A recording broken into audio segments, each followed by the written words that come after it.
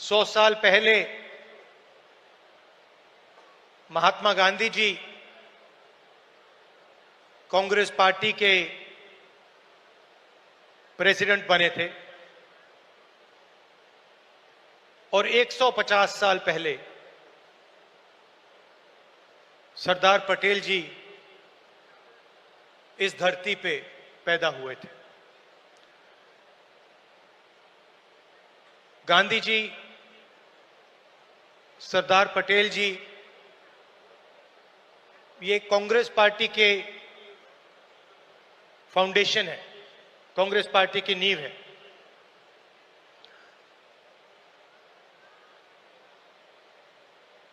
भाषण का मेरा एक प्लान था, मगर अजय लल्लू जी ने कुछ कह दिया तो अब मेरा प्लान डाइवर्ट हो गया है।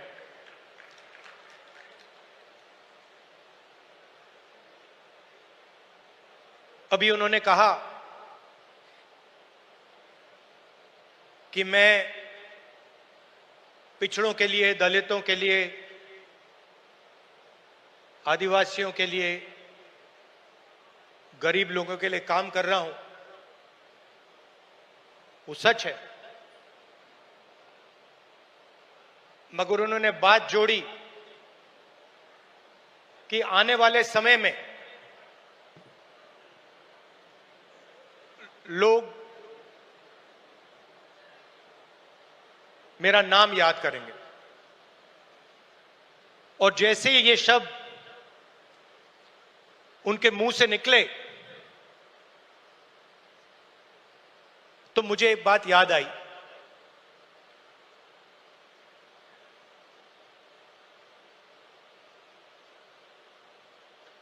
कुछ साल पहले एक जर्नलिस्ट मेरे से मिलने आए।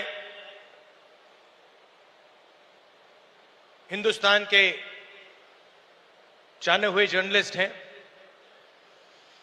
ऑफिस में बातचीत चल रही थी। उन्होंने मुझे बोला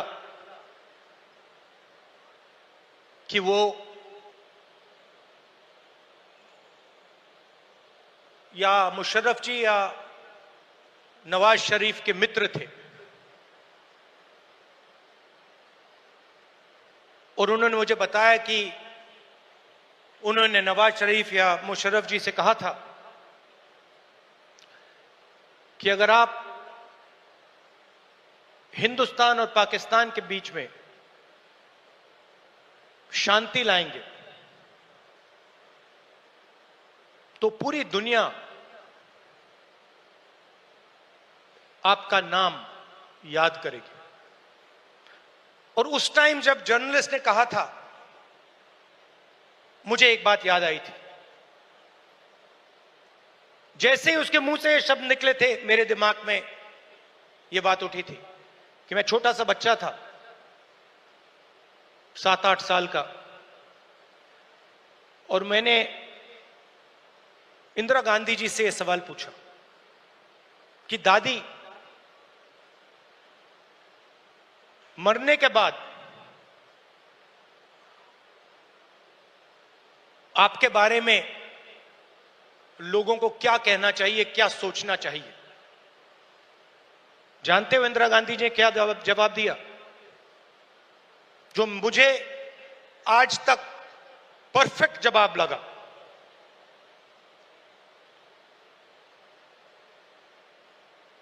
उन्होंने कहा, राहुल, मैं अपना काम करती हूं, मरने के बाद लोग मेरा क्या सोचें क्या ना सोचें मुझे कोई फर्क नहीं पड़ता है। मुझे इंटरेस्ट अपने काम से है और अगर पूरी दुनिया मेरे मरने के बाद मुझे भूल जाए वो भी मेरे लिए मंजूर है, अगर मैंने अपना काम पूरा किया। तो यही मेरी सोच है।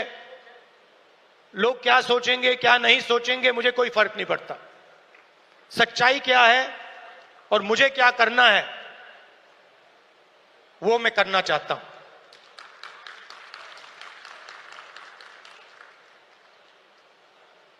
तेलंगाना में हमने एक क्रांतिकारी कदम उठाया, जाति जनगणना। उससे कुछ महीने पहले मैंने पार्लियामेंट हाउस में भाषण दिया था। मोदी जी के सामने कहा कि मोदी जी आप जाति जनगणना कराइए, देश को मालूम होना चाहिए इस देश में दलित कितने हैं,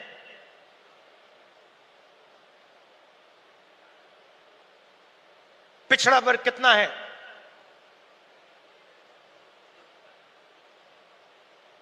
अति पिछड़ा कितना है, अति दलित कितने हैं,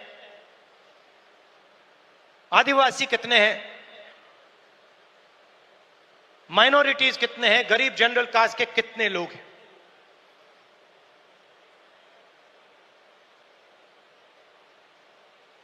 और मैं सिर्फ जाति जनगणना के पीछे नहीं था। जाति जनगणना एक कदम है। मुझे यह पता लगाना था कि इस देश में किसकी कितनी भागीदारी है। उस समय मैंने कहा था कि देश का एक्सरे होना चाहिए, पता लगाना चाहिए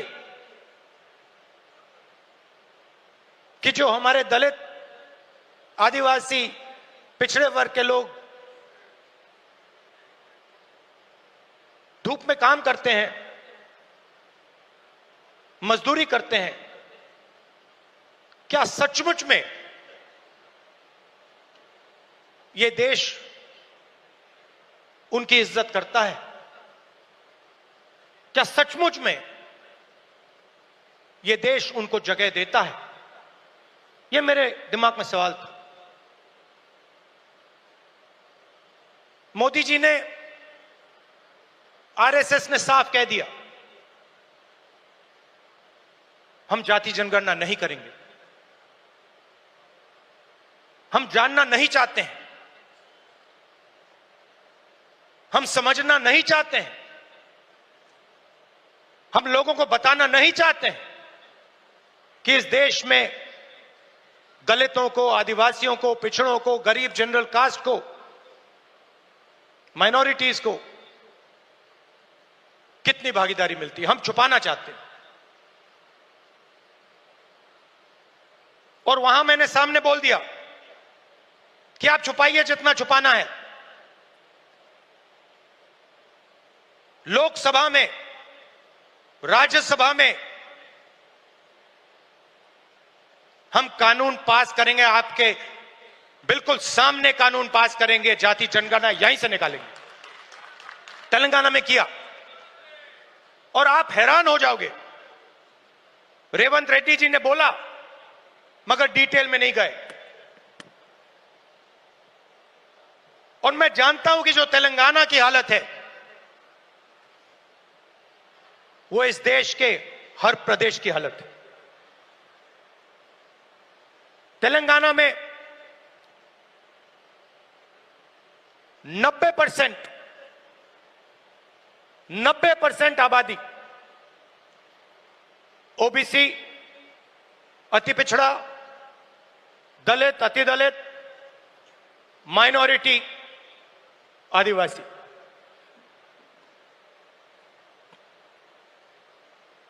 तेलंगाना का कॉर्पोरेट सेक्टर देखिए, मालिकों की लिस्ट, सीईओज की लिस्ट, सीनियर मैनेजमेंट की लिस्ट, 90% में से आपको एक व्यक्ति नहीं मिलेगा।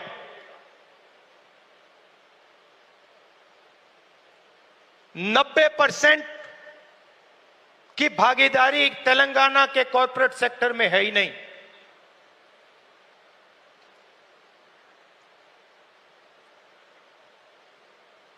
आजकल 21वीं सदी में मजदूर को गिग वर्कर कहा जाता है। वो घरों में खाना ले जाते हैं, घरों में खाना पकाते हैं, पिज्जा ले जाते हैं, अमेज़न की डिलीवरी ले जाते हैं, धूप में ले जाते हैं, सड़क पे मरते हैं। तेलंगाना में उनकी लिस्ट निकाली, सारे के सारे या ओबीसी या दलित या आदिवासी। अब तेलंगाना में जाति जनगणना ने एक बिल्कुल नया औजार दिया है। तेलंगाना में हम सचमुच में विकास का काम कर सकते हैं। तेलंगाना में हम पिन पॉइंट एक्यूरेसी के साथ भागीदारी के बारे में हर सेक्टर में आपको बता सकते हैं। और मैं खुश हुआ कि जाति जनगणना होने के एकदम बाद हमारे चीफ मिनिस्टर ने और हमारी टीम ने ओबीसी रिजर्वेशन को 42% तक पहुंचा दिया है।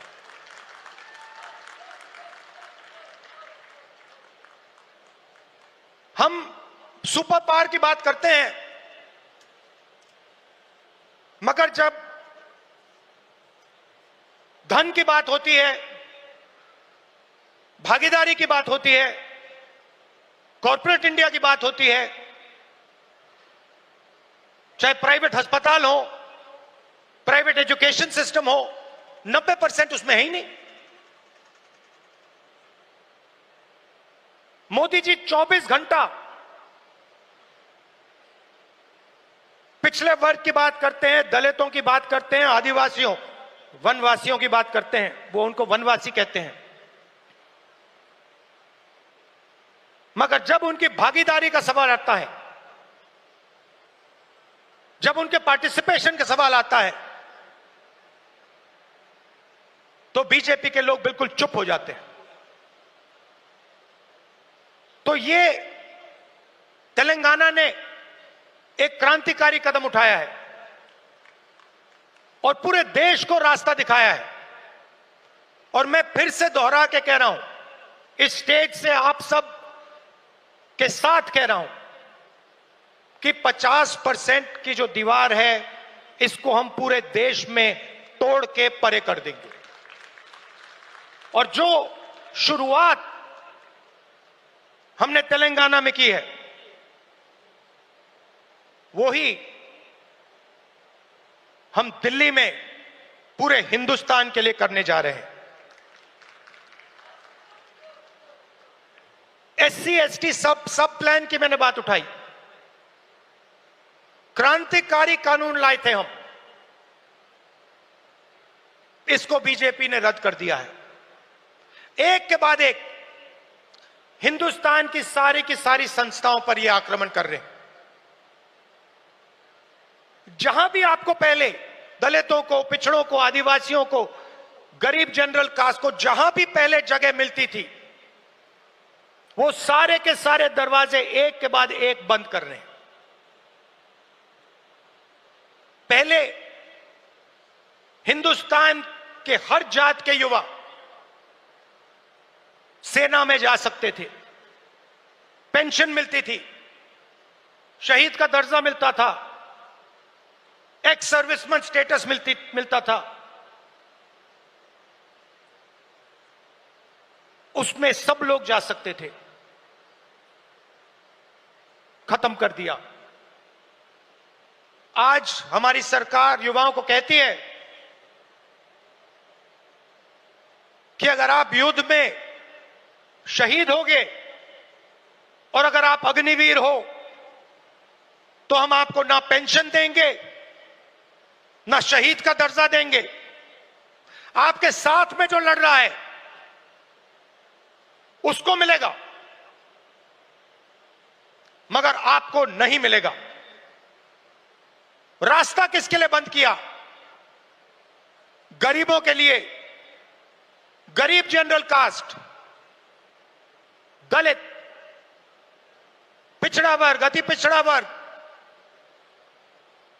आदिवासियों के लिए पहले पब्लिक सेक्टर हुआ करता था, उसमें हर जात के लोग जा सकते थे।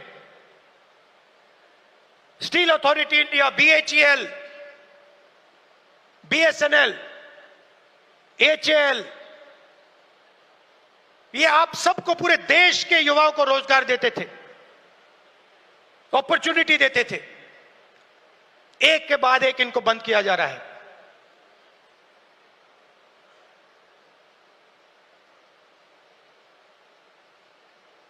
और किसको दिया जा रहा है? अदानी और अंबानी को। आप अदानी जी की कंपनी की लिस्ट निकालिए, मैनेजमेंट टीम की लिस्ट निकालिए,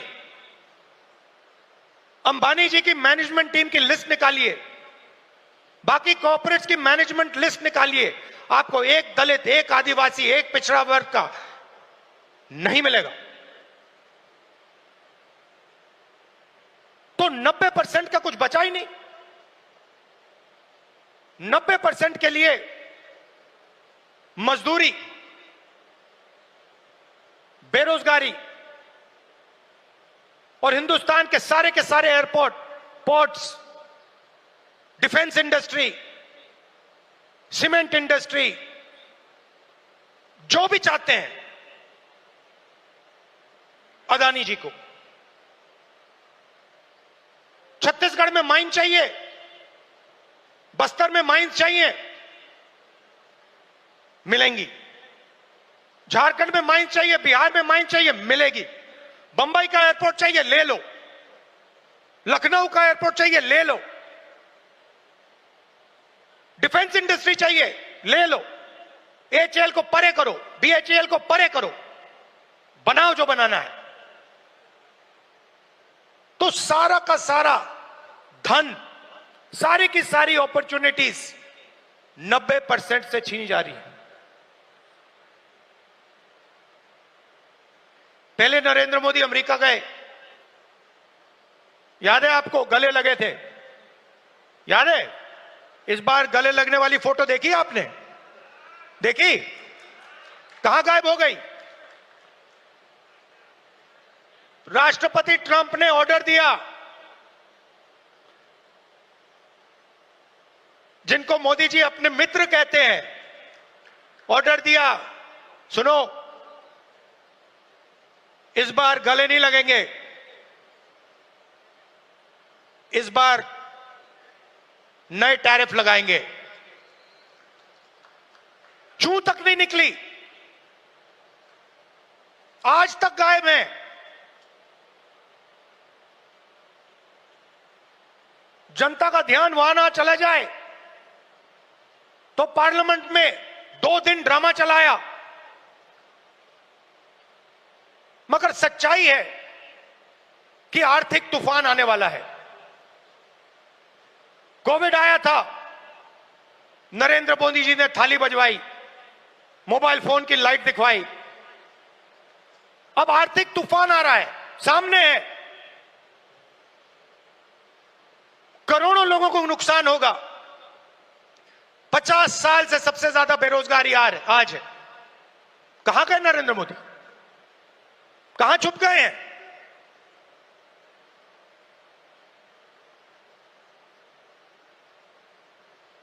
बांग्लादेश का राष्ट्रपति उल्टा बयान देता है और नरेंद्र मोदी जी उसके साथ बैठे हुए हैं, चुप, एक शब्द नहीं निकलता मुंह से। कहां गई 56 इंच की छाती?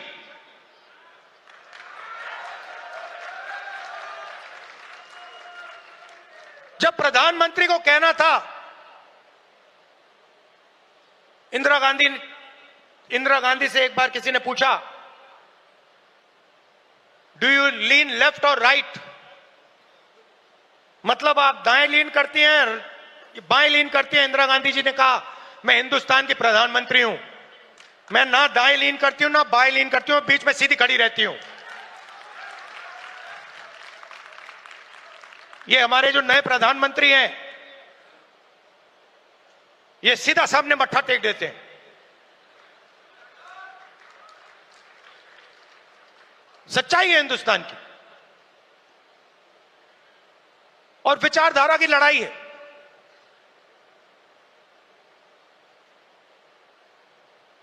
आप लोग हो सेना, बब्बर शेर। किसी ने कहा राहुल गांधी भारत जोड़ो यात्रा में चला। मैं आपसे सवाल पूछना चाहता हूं, क्या आपके बिना राहुल गांधी भारत जोड़ो यात्रा में चल सकता था क्या? तो आपको कहना चाहिए हम सब चले भारत यात्रा में और राहुल गांधी हमारे साथ चला था। आपकी शक्ति है, आपकी विचारधारा की शक्ति हमारी विचारधारा की शक्ति है, और देश आपको चाहता है। देश तंग आ गया है। आप देखना, बिहार के चुनाव में देखना, महाराष्ट्र के लोगों से पूछिए, आपको बताएंगे बीजेपी ने महाराष्ट्र में चुनाव कैसे जीता है। वो आपको बता देंगे किस प्रकार से जीता है। इलेक्शन कमीशन से हमने वोटर लिस्ट, महाराष्ट्र की वोटर लिस्ट हम पूछ पूछ के थक गए। आज तक इलेक्शन कमीशन हमें महाराष्ट्र की वोटर लिस्ट नहीं दे पा रहा है। यह सच्चाई है। मगर आने वाले समय में यहां पे बदलाव आने वाला है। लोगों का मूड दिख रहा है। तो विचारधारा की लड़ाई है। आपकी विचारधारा है, गांधी जी की विचारधारा है। क्या फर्क है इसमें और आरएसएस की विचारधारा में? सबसे पहले, ये कॉन्स्टिट्यूशन जो है ये हमारी विचारधारा है।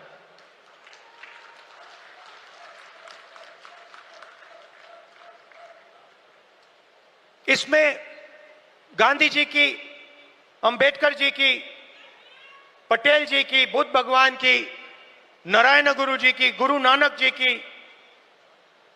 कबीर जी की, बसवना जी की विचारधारा है। यह 70 साल पुराना डॉक्यूमेंट नहीं है, यह हजारों साल पुरानी सोच है, और यह आपकी है। आपके खून, आपके पसीने ने, कांग्रेस पार्टी के खून, कांग्रेस पार्टी के पसीने ने यह कॉन्स्टिट्यूशन देश के साथ बनाया है, और आज इस पर आक्रमण हो रहा है।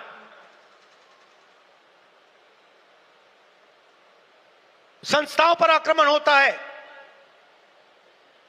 अग्निवीर, अदानी अंबानी को देश का पूरा धन, यह सब कॉन्स्टिट्यूशन पर आक्रमण हो रहा है। कॉन्स्टिट्यूशन में कहीं नहीं लिखा है कि हिंदुस्तान का पूरा धन 2-3 लोगों के हाथ में होना चाहिए। कॉन्स्टिट्यूशन में कहीं नहीं लिखा है कि हिंदुस्तान की हर संस्था में एक संगठन आरएसएस के लोग होने चाहिए। इस कॉन्स्टिट्यूशन में कहीं नहीं लिखा है कि हिंदुस्तान की सब यूनिवर्सिटीज के वाइस चांसलर आरएसएस के होने चाहिए। इस कॉन्स्टिट्यूशन में कहीं नहीं लिखा है कि हिंदुस्तान की दूसरी भाषाओं को, तमिल को, बंगाली को दबाया जाना चाहिए। कहीं नहीं लिखा है। मगर आरएसएस और बीजेपी रोज इस कॉन्स्टिट्यूशन पर आक्रमण कर रहे हैं, और इनको सिर्फ कांग्रेस पार्टी रोक सकती है, बाकी पार्टियां नहीं रोक सकती हैं। आप देखना, क्योंकि यह विचारधारा की लड़ाई है। जिस पार्टी के पास विचारधारा नहीं है, क्लैरिटी नहीं है, वो बीजेपी, आरएसएस के सामने नहीं खड़ी हो सकती। जिस पार्टी के पास विचारधारा है, वो ही आरएसएस और बीजेपी का मुकाबला कर सकती है और वो ही आरएसएस और बीजेपी को हराएगी। और आजादी से पहले एक बात याद रखिए, भूलिए मत, आजादी में हम सिर्फ अंग्रेजों से नहीं लड़े थे, हम अंग्रेज और आरएसएस की विचारधारा के खिलाफ लड़े थे। ये सारे जो आरएसएस के लोग हैं, इनकी विचारधारा फ्रीडम स्ट्रगल की विचारधारा नहीं है। जिस दिन कॉन्स्टिट्यूशन लागू हुआ था, जिस दिन यह किताब लिखी गई थी, उस दिन इस कॉन्स्टिट्यूशन के खिलाफ आरएसएस ने रामलीला मैदान में इस कॉन्स्टिट्यूशन को जलाया था। सालों के लिए इस कॉन्स्टिट्यूशन में लिखा है कि हमारे देश का जो झंडा है वो तिरंगा होगा। सालों के लिए आरएसएस ने तिरंगा को सलूट नहीं मारा था। यह सच है। आज जो भी कहें, उनकी विचारधारा कॉन्स्टिट्यूशन के खिलाफ है। वो लोकतंत्र को खत्म करना चाहते हैं, वो हिंदुस्तान की सारी संस्थाओं को कंट्रोल करना चाहते हैं और अंबानी अदानी को हिंदुस्तान का पूरा धन पकड़ाना चाहते हैं। और हमारी विचारधारा कहती है कि यह देश हर जात का, हर धर्म का है, हर भाषा का है। इस देश की संस्थाएं, इस देश के इंस्टीट्यूशंस किसी एक संगठन के नहीं हैं, कांग्रेस पार्टी के नहीं हैं, इस देश की जनता के हैं और इस देश की जनता को उन इंस्टीट्यूशन पर कंट्रोल होना चाहिए। यह लड़ाई चल रही है। कुछ दिन पहले बीजेपी ने लोकसभा में वक्फ बिल पास किया। वक्फ बिल फ्रीडम ऑफ रिलीजन पर आक्रमण है, कॉन्स्टिट्यूशन पर आक्रमण है। एकदम ऑब्जर्वर न्यूज़पेपर, उनका जो न्यूज़पेपर है, ऑर्गेनाइजर, सॉरी ऑब्जर्वर नहीं, ऑर्गेनाइजर में लिखते हैं कि अब जो क्रिश्चियन कम्युनिटी है, उनकी जमीन पर हम आक्रमण करने जा रहे हैं। मेरे सिख भाई हैं, आपके पास भी आएंगे, तो आप ये मत सोचिए कि ये आप पर आक्रमण नहीं है। और ये एंटी कॉन्स्टिट्यूशन है और anti freedom of religion act है और ये देश के सब लोगों को मालूम होना चाहिए।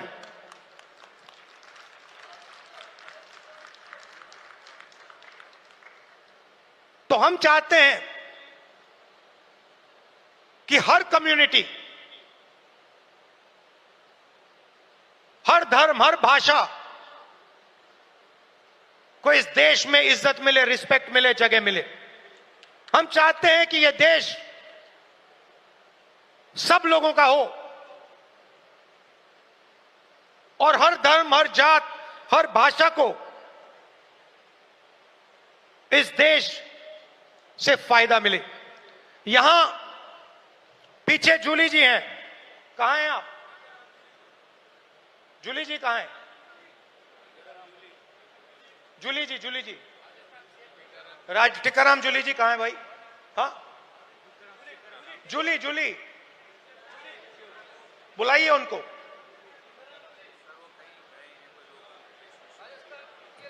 अच्छा, टिकाराम जूली हमारे सीएलपी हैं, राजस्थान के, दलित हैं, मंदिर गए थे, उनके मंदिर में जाने के बाद बीजेपी के नेताओं ने मंदिर को साफ करवाया, धुलवाया, और वो अपने आप को हिंदू कहते हैं। एक दलित व्यक्ति को मंदिर में जाने का अधिकार नहीं देते हैं, और जब जाता है तो फिर मंदिर को धुलवाते हैं। ये हमारा धर्म नहीं है, ये हमारा धर्म नहीं है। हम भी अपने आप को हिंदू कहलाते हैं, मगर ये हमारा धर्म नहीं है। हमारा धर्म वो है जो हर व्यक्ति का आदर करता है, हर व्यक्ति को रिस्पेक्ट देता है। और ये जो बात है, चाहे ये दलितों के खिलाफ हो, पिछड़ों के खिलाफ हो, ये बीजेपी के हर कार्यकर्ता के दिल के अंदर छुपी हुई है। ये है आप में और उनमें फर्क। आपके लिए चाहे दलित हो, आदिवासी हो, पिछड़े हो, महिला हो, अल्पसंख्यक हो, आप सबकी रिस्पेक्ट करते हो। हमारा हर कार्यकर्ता हिंदुस्तान के हर व्यक्ति की रिस्पेक्ट करता है। उनके दिल में नफरत भरी हुई है। 21वीं सदी में वो कह नहीं सकते हैं क्योंकि कॉन्स्टिट्यूशन है, मगर दिल में जो उन्होंने जूली साहब के साथ किया वही वो आप सबके साथ करना चाहते हैं। ये उनकी सच्चाई है, और लड़ाई इसी बात की है। हमारे लिए सब लोग इंसान हैं, सब लोगों से हम मोहब्बत करते हैं, सब लोगों की हम रिस्पेक्ट करते हैं। उनके लिए अलग अलग है। कोई दलित है, उसको मंदिर में नहीं जाना चाहिए। कोई मोची है, उसे सॉफ्टवेयर इंजीनियर नहीं बनना चाहिए। कोई गरीब किसान का बेटा है, उसे अंग्रेजी नहीं सीखनी चाहिए। ऐसा हिंदुस्तान हमें नहीं चाहिए, और हम होने भी नहीं देंगे। आखिरी बात आपसे कहना चाहता हूं संगठन के बारे में। कांग्रेस प्रेसिडेंट, वर्किंग कमेटी और पार्टी के सीनियर नेताओं की काफी मीटिंग हुई है, और हम चाहते हैं कि जो हमारे डिस्ट्रिक्ट प्रेसिडेंट्स हैं उन्हें हम पार्टी की नींव बनाएं, और हम चाहते हैं कि उन्हें, जो हमारे डिस्ट्रिक्ट प्रेसिडेंट्स हैं, डिस्ट्रिक्ट कमेटीज हैं, उन्हें पार्टी शक्ति दे, पावर दे और जिम्मेदारी दे। तो ये बदलाव हम कांग्रेस पार्टी में लाने जा रहे हैं।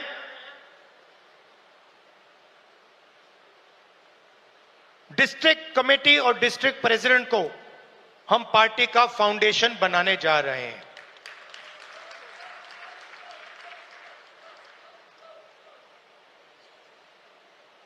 अंत में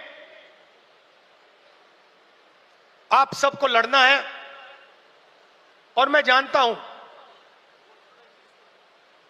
कि यह आसान नहीं है,